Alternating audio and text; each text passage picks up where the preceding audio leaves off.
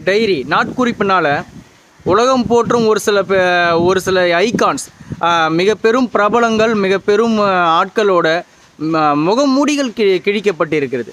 Okay, அவங்களோட பிம்பங்கள், அவங்க அவங்க எப்படி பேறுபட்டவங்கன்னு ஒரு பிம்பத்தை கிரியேட் பண்ணி வச்சுருந்தாங்க பார்த்தீங்களா, அந்த பிம்பங்கள்லாம் உடைக்கப்பட்டு இருக்கிறது.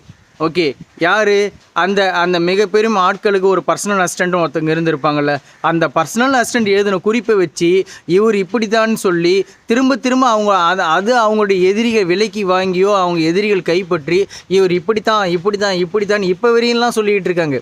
நீங்கள் இப்போ கூட எடுத்து பாருங்கள், எக்ஸாம்பிள் நான் சொல்ல விரும்பலை.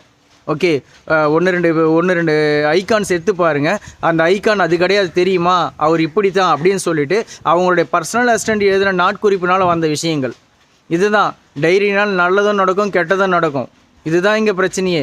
நீங்கள் யாராவது ஒரு பெரிய மனுஷன் உங்கள் அசிஸ்டண்ட் டைரி எழுதுறானான்னு கொஞ்சம் செக் பண்ணி பார்த்துங்க.